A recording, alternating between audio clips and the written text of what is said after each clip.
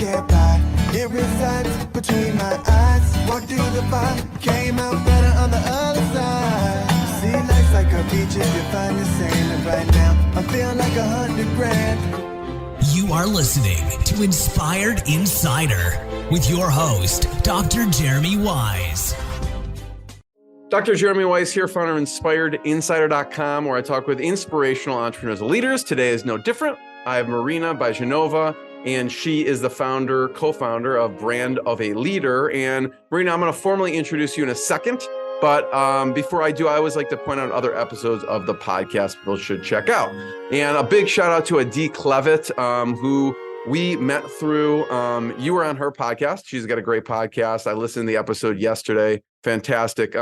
I did an episode with Adi and we geeked out on our favorite productivity tools because she helps people. Basically, she's an easy button for people to produce their SOPs, and their processes so people can actually have the work they're doing and be replicatable. And she does amazing work. Also, because this is an agency, I had interviewed Todd Taskey, who he kind of matches agencies with private equity. So they get purchased. And he has the Second Bite podcast. So sometimes he finds that some of these companies make more on the second bite than they do on the first when they're, bought by private equity and the private equity sells again, they get a larger multiple. So it's really interesting how he values agencies, how he, talks about how agencies grow on that podcast. And Kevin Hurrigan too, he's been an agency owner since 1995.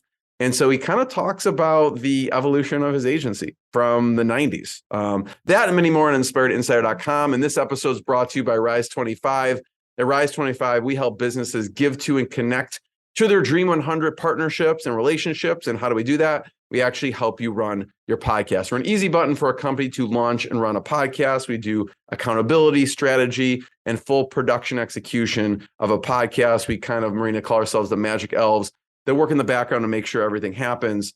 And for me, the number one thing in my life is relationships. And I'm always looking at ways to give to my best relationships. I've found no better way over the past decade to profile the people in companies I most admire and share with the world what they're working on. So if you've thought about podcasting, you should. If you have questions, go to rise25.com. And Marina does regular episodes too. And a lot of times you can find them on LinkedIn. We'll talk about that. But without further ado, Marina Byezhanova is a co-founder of a personal branding agency, like I mentioned, called Brand of a Leader. And, she's been referenced all over the place. Publications you've heard of: Inc., Forbes, Fast Company, Success Magazine, Wall Street Journal, The Financial Post. She's spoken to audiences of entrepreneurs all over the world.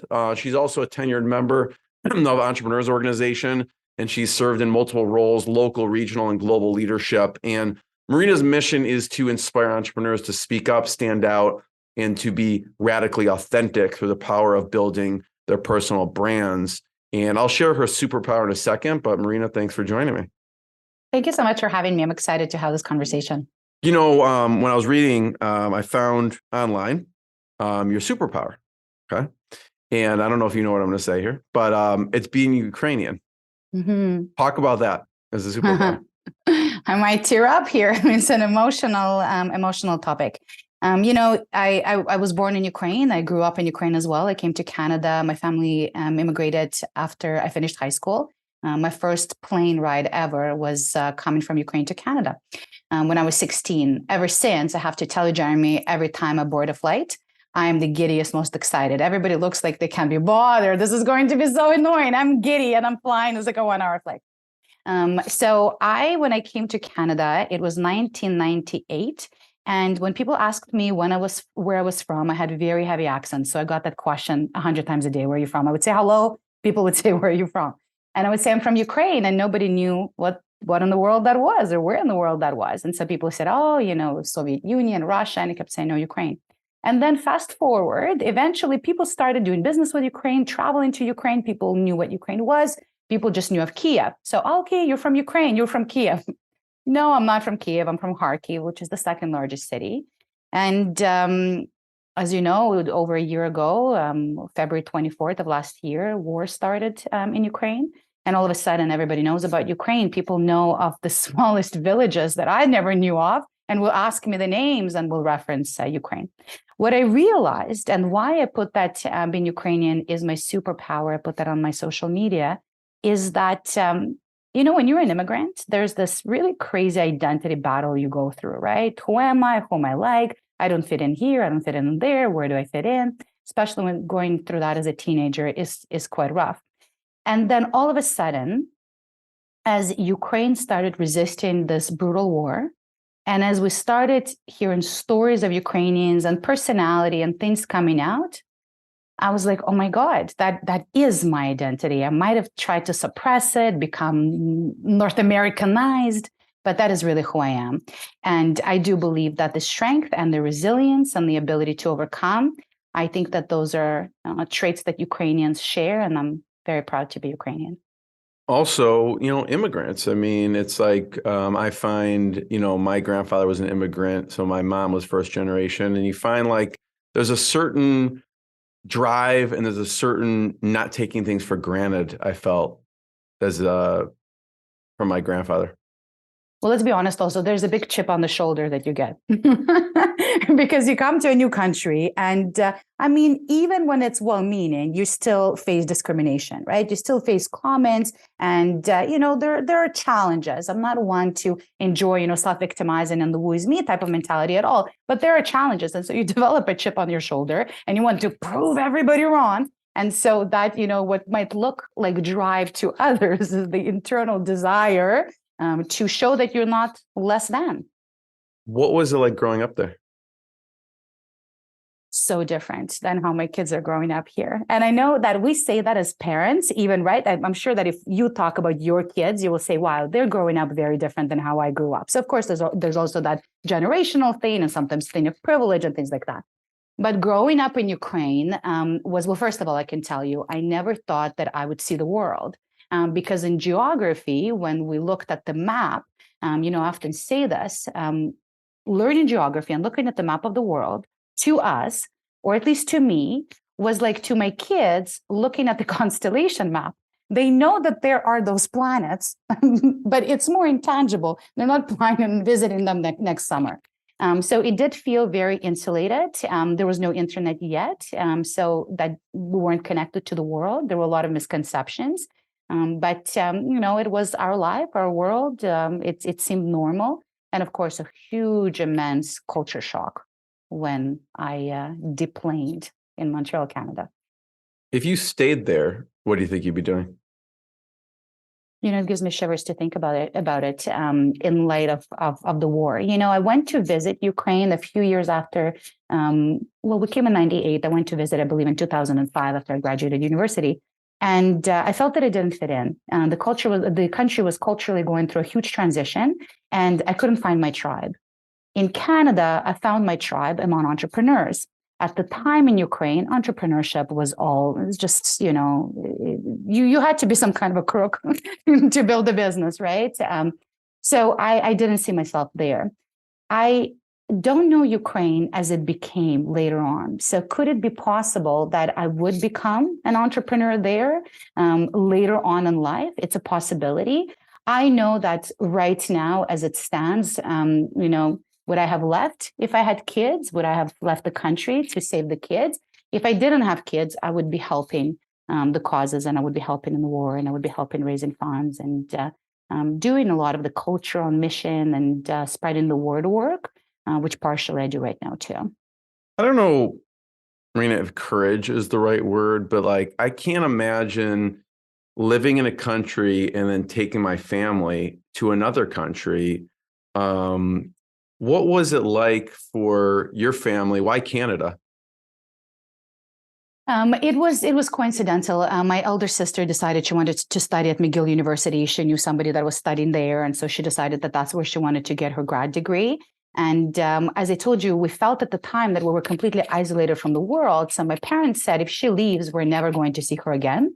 It wasn't this, open border traveling as it is right now, or was up until the war. And so we followed. But I have to say to you, Jeremy, yes, immigration is very hard, and leaving and uprooting your family, it's all very hard.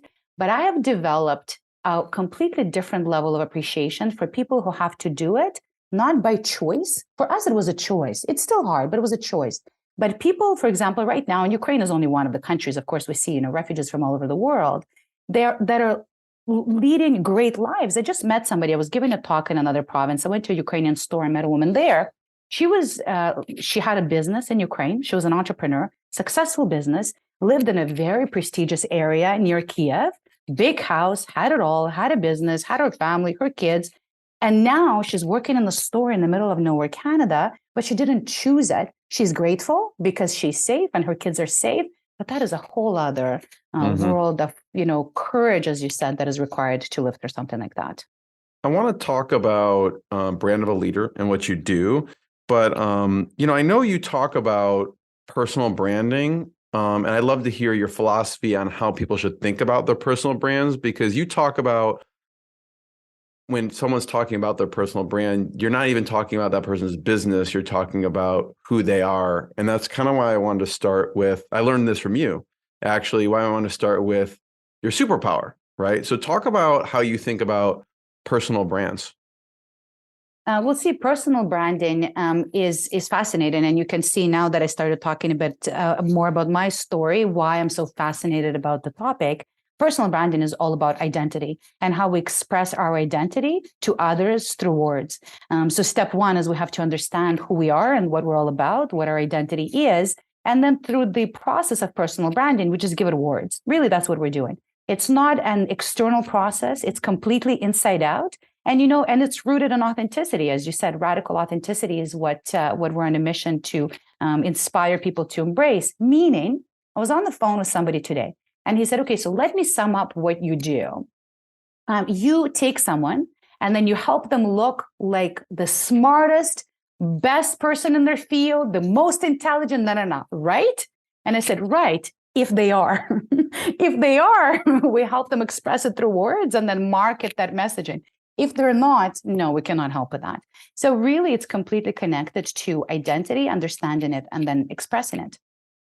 I'm curious, and we'll get into exactly what you do and how you help people, but I'm curious of an example where someone may be thinking and starting off with, okay, we're going to build me up into the smartest whatever person, but when you kind of uncover who they are, it goes in a totally different direction, which is still a good direction. What's a good example of someone coming in, they thought it was going to go one way, and then it just kind of goes off in another tangent? So often it will happen during the discovery call when they come to us and they say, here's what I want you guys to do. And this is the example. I want you to position me as the best person in XYZ. And then we say, we don't do that. And they get very confused because I can tell you that vast majority of other personal branding agencies, that is the angle and that is the focus.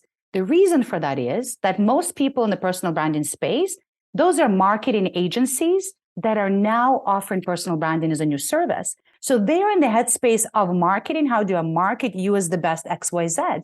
Personal branding at its core is something different, as I explained to you earlier. So it happens to us during those discovery calls when we say a couple of things. Number one, your personal brand is an expression of who you are and not what you do. And the reason for that is that as entrepreneurs, we only work with Gen X entrepreneurs and CEOs. And as entrepreneurs, we know that we pivot in life, right? What you do today, Jeremy, is not what you have always done. And who knows in a few years from now, right? And you might not completely pivot away from Rise 25, but you might also get involved in something else.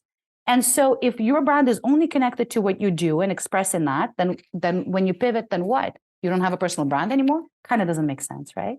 And if you think from corporate branding standpoint, you understand that brand is about feeling, it's about expression of something deeper, the essence. It's not about social media posts and pretending something, right? If you think of Nike and the feeling and what it stands for and just do it.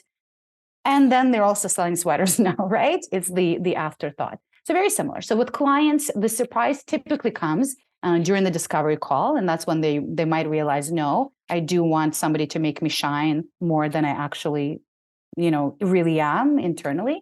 But once we get in the process, what happens is that even though it still might pivot from what they expected, we go so deeply into understanding the person that the end result is typically a big aha moment and big internal success and win. Yeah, you hit it on the head because, my background's in biochemistry as a chiropractor. So Right. I'm not doing any of that anymore. But I'd love to talk about, I was looking through your site. I'm going to pull it up here for a second. But I want to talk about Sana Brock. So I was looking through, if you're watching the video part here, you can see I'm on brandofaleader.com. So if you want to learn more, you obviously can go to the website, and it talks about what we do. We'll get into a little bit, which is architect your brand, build a scaling strategy, and co-create and co-execute content. But when I was looking through all these past current clients, Sana Brock stuck out. What did you do with her? Sana is a really interesting case study, I will call her, and I think relatable to very many people because she is the kind of entrepreneur that really does not seek out the limelight and the spotlight. She doesn't want to have a spotlight. She, as much as in her business, did not want to be on websites, social media pages, and everywhere else. Not something that she would be looking for or seek out. And so for her, all entrepreneurs we're hearing now, you need a personal brand, you need to put yourself out there. But she never felt that desire, like that slight narcissism that some of us share and then we enjoy the limelight. She doesn't. She's more introverted. She's, a very social person, more introverted as well. 4 years after hearing her personal story through Entrepreneurs Organization, of which we were both members at the time, I heard her personal story of being born in South Korea, abandoned at the age of 3, adopted by a family in Canada that brought her here, not an amazing adoption. She never went to university because that wasn't even on her radar and she had to make money. And then despite all odds, Sana builds an immensely successful interior design studio, is just killing it in her space. Right now, she's building the largest community of interior designers in North America. And so the question, Jeremy, is, when we meet people and we look at their stories, you say, well, how? How was she successful, especially in this field? She did not grow up with, beautiful fancy items around her and said, I want to do interior design, right? She didn't study it. So why was she so passionate about it? And then in connection with that, how did she create it? And so for her, what she realized as we started working together is that what she was doing for people beyond the interior design and the beautiful things around is she was giving them what she never had, which was a sense of a home. So turning a house into a home and giving it that essence of a home. And then as we started working with Sana, we take our clients through a process of 3 deep dives. And then we started going through the process and getting to know her. We realized that she has that desire to create that sense of home everywhere she goes. It's beyond her business. It's within her company for her employees. It's for people around her. It's throughout everything that she does. She sees her philosophy is that, things are just things, but it's the feelings that are created around her and through what she does. And so for her, we developed this concept and positioning of interiority. And the meaning that we infused in it, interiority, is feelings over things and inner life of spaces. So you see, when Sana came to us and she shared her personal life story, and there were a lot of moving elements to it, very inspiring. And every time we would say, share the story with the world, you should talk about it, she would say, but why? What is my message to the world? Well, now we gave her a message. Her message became, feelings over things and creating that feeling in the space wherever you are, be it at home, at the office, etc. So all of a sudden that gave her meaning, that grounded her story as well. We rewrote her story in the sense of we put it in words. And she has seen an incredible rise in success as a result. She's in the process of some fascinating projects that I have to be confidential, can't disclose, but that will lead to an incredible amount of visibility for her and for her name to be known, because it just angled and gave it purpose. It became about a mission, her expression of self, and not just her story. It's really powerful because, and I was talking with a group of entrepreneurs about this the other week, which is you really help people discover their mission, in a sense, and put it into words. And then that mission is a North Star, and that guides all could guide all decisions in a company, even. Absolutely. She put interiority on her product line. It's on so many of the things right now that she's creating because she launched her own product line. Absolutely. And, the reaction that we get from people when we build out their personal brand architecture is, number one, how did you get to know me so well in such a short time period? Like, oh my God, you really know me. And then number two, oh my God, you took everything that's inside of me and you just put it into words. How did you do that? And that's, of course, an immense privilege to be able to do that. And we have so many clients crying when we read out their bio to them, when we read out their byline. Anybody from our very emotional clients to, the guys who don't feel like they're gonna, and they get a bit also, teary-eyed and emotional because it's a very personal process. You had another client, Divocar. Can you talk about that? I loved working with Divocar. I worked with him personally. I don't work with all of the clients personally, of course, anymore because we've grown. But I worked with him personally, and it's interesting. We get to meet so many people, and we get to meet them and get to know them very personally, right? We really get to know people on a very deep level. And he was incredibly inspiring. He's one of these people that wakes up at 3 a.m. Before we started recording, we were talking about being or not being morning people. He wakes up at 3 a.m. to study and read. And he's one of those people, every time I would talk to him, I would feel that I need to read more and educate myself more without him making me feel that way. So on one hand, just an incredibly well-read, just consumer of knowledge. Somebody, one of those people who will read about history and will read about archaeology, just reads about everything on an extremely deep level, knows everything. However, at the same time, usually these people, you will find them in academia, people who are just very cerebral, right? Researchers. Well, he is a shark in business. Multiple businesses, young guy, but incredible success, a multitude of businesses in different verticals, just incredibly successful. And so with him, it was interesting. He came to us because he wanted to build his visibility. Not people come to us later on in their entrepreneurial careers. They're not looking to build a personal brand so that they can get more leads. That's not their focus. He wanted to, again, express himself and who he is, but merging all those different things together.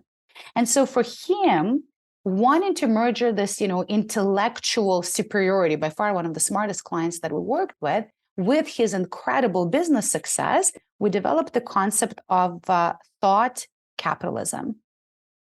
And so in essence, we expressed him as a thought capitalist, showing that he's amassing thought leadership, thought capital, but also, of course, playing with a capitalist is a capitalist. You're money-oriented, money-driven. Socialist, he is not.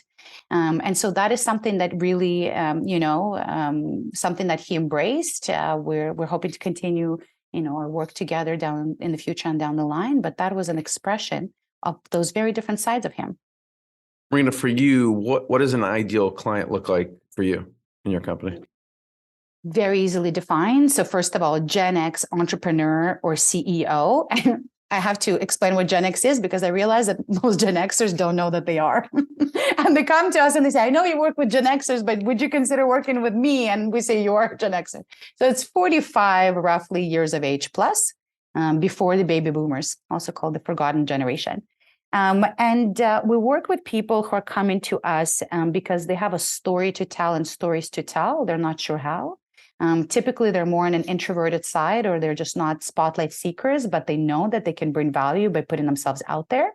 And it's typically people who they have a tendency of wanting to shine spotlight on others, but they want to inspire and make an impact on bigger scale. And they feel that this might be the way to do it. Love it.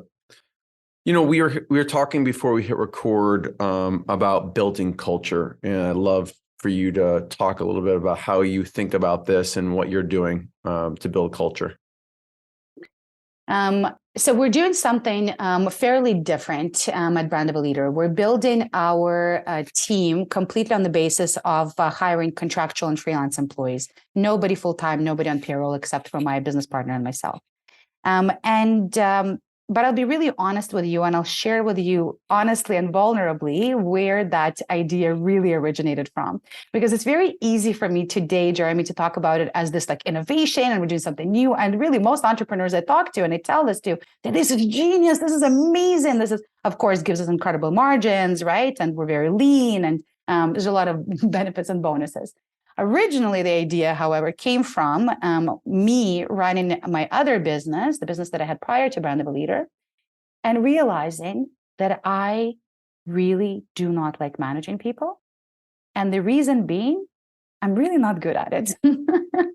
And we often hear people focusing on getting better at their improving on their shortcomings and weaknesses. And I realized a long time ago that what can make me world-class is finding some kind of a workaround around those and really focusing on my strengths and becoming really superior at those. I'm not going to become a fantastic manager because my level was low. So what can I do that's different? And so that was one of the main reasons. I realized that I did not want to have a team to manage, number one.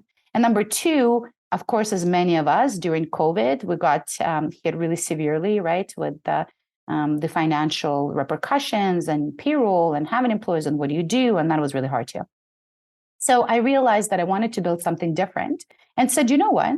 If I have just freelancers and contractors, then I don't have to worry about culture, happiness, anybody's life satisfaction, right? You come, you do the work, it's transactional, and that's it. And I realized that was wrong because even when people are working for you contractually or freelance, they're still the most important asset you have in the organization. So you still want to make sure that they're aligned with you on your core values. You still want to make sure that they love the work, that they love the mission of the company, right? All those different things. And so when I realized that there's no workaround that, and actually that can become the strength of our organization if we solve and figure out how to create all that, how to create a culture of belonging, training and development, world-class professionalism with people who are not only working with you, but working with other organizations as well. So this is my biggest challenge and opportunity and fascination at the moment, is trying to solve that and figure it out. Is there anything that you are doing or you've seen others do that has worked in that realm that you implemented from helping with culture? Not enough. So one of the things I'm doing right now is I've uncovered that there is incredible academic research on the topic, which of course as entrepreneurs, we don't think about, academia and those papers that you can barely read, but I'm in a research program right now at a local university. And so having had access to the database of research, I realized there's a lot that we can draw from. And so I've been reading some of the studies, and I saw that some of the biggest problems that freelancers encounter are lack of belonging, lack of formalized training and having to seek it out versus usually in organizations where you're employed full-time, you get. So I've started the research, implementation will come later. And then the transitory part of that will be surrounding myself with mentors or advisors that have a strong grasp of building company culture. So if anybody listening is fascinated by this problem and would like to connect as a mentor or as an advisor, I would absolutely love to discuss and experience share. My goal is to eventually win an award for Brand of a Leader being the best place to work with no full-time employees. that will be a creative win. Love it. Yeah, I love how you're looking at what are the problems that freelancers are thinking about, which and then you'll solve it later, which is going into the lack of training and lack of belonging. So that's a really interesting place to start.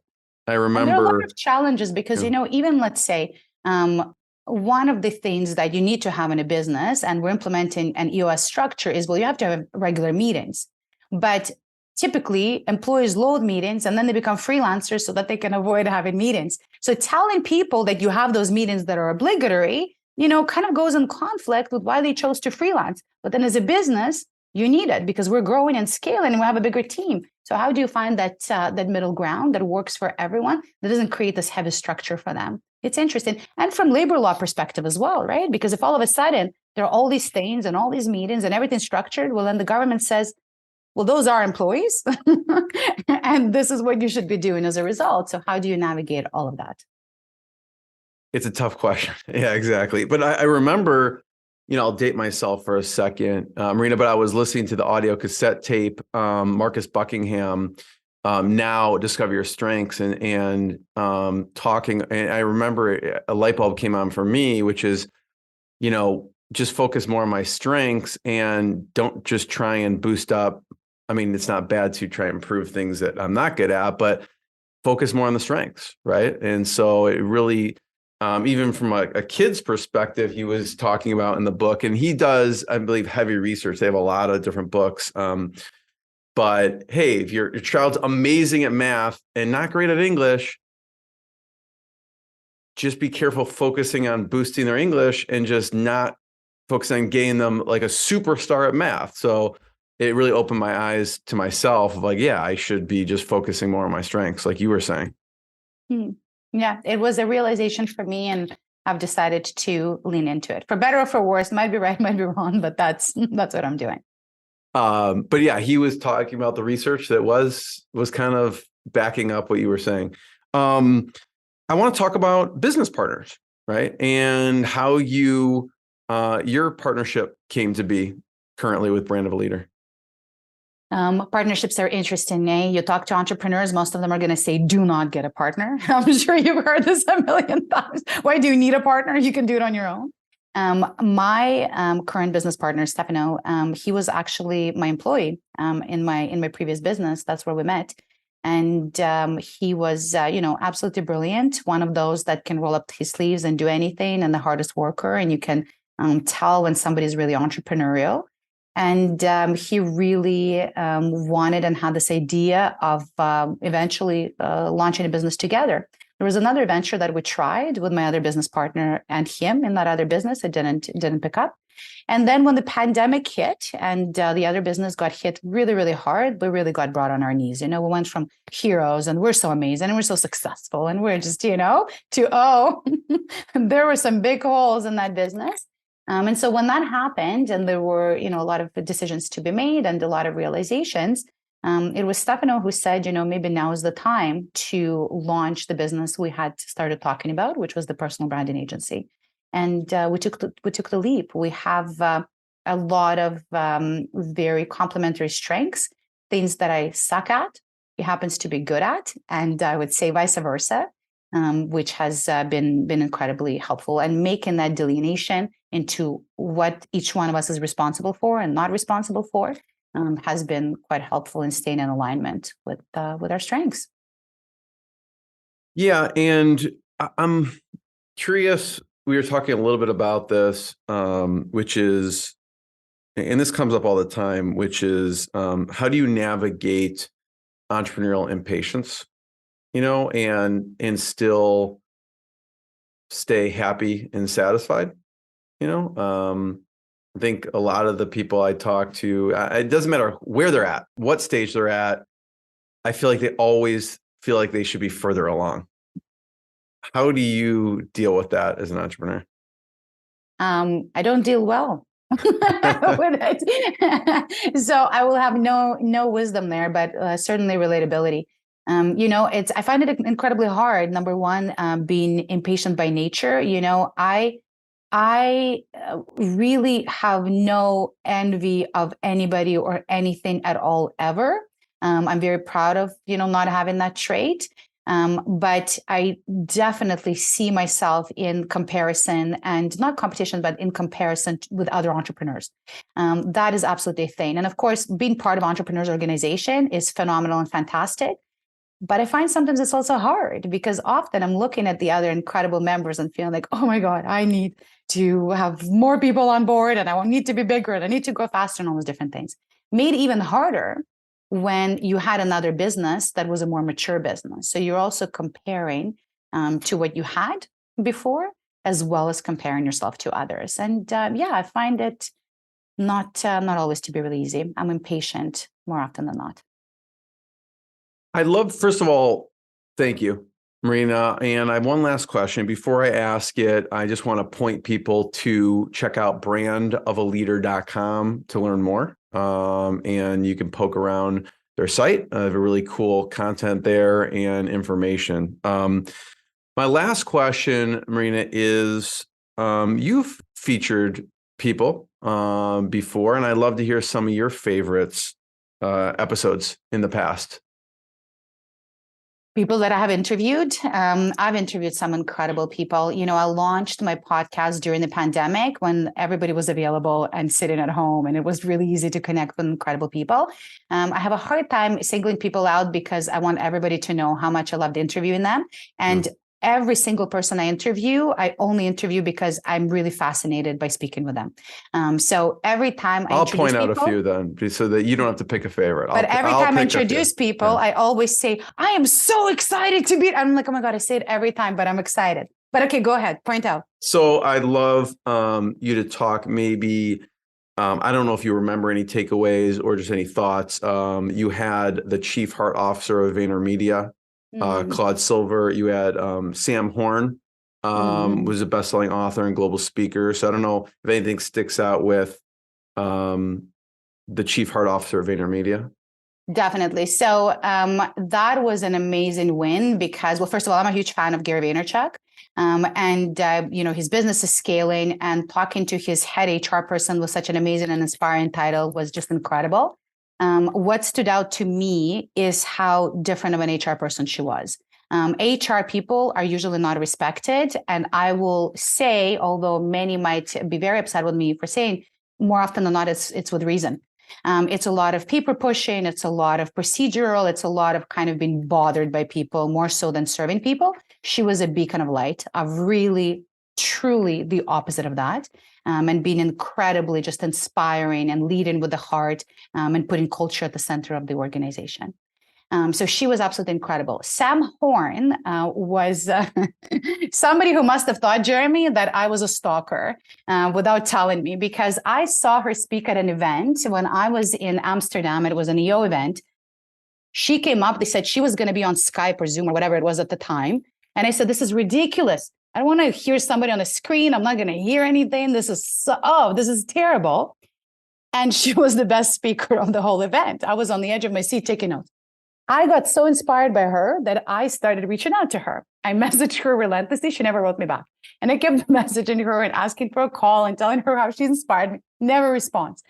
I then DM'd her on Instagram. Instagram DMs. She didn't follow me, right? So this is like a really inappropriate DM there. I messaged her and I said, Sam, you must think I'm a stalker. I'm just such a fan of your work. Can I interview you on my podcast? And she said, yes. And so she got on my podcast. I was just on pins and needles. And when we finished the interview, I said, Sam, I have a very big problem asking people for things. And, this is very uncomfortable, but I'm just going to ask. And you can say no and just like shut off the screen, and that's okay. Would you be my mentor? And she's somebody who charges over $1,000 per hour for consultation. And she said, I typically say no. I will say yes to you. Here are the reasons why. And yes, and here's how we will engage. And I turned off my computer after we finished, Jeremy. And I was like running in the mirror, like, so excited. So that was just incredible. I love it. Marina, thank you. Everyone check out brandofaleader.com and more episodes of the podcast. Thanks, Marina. Thanks, everyone. Thank you so much for having me. What I got, you can't buy. It resides between my eyes. Walked through the fire, came out better on the other side. See, life's like a beach if you find the sailing right now. I'm feeling like $100 grand.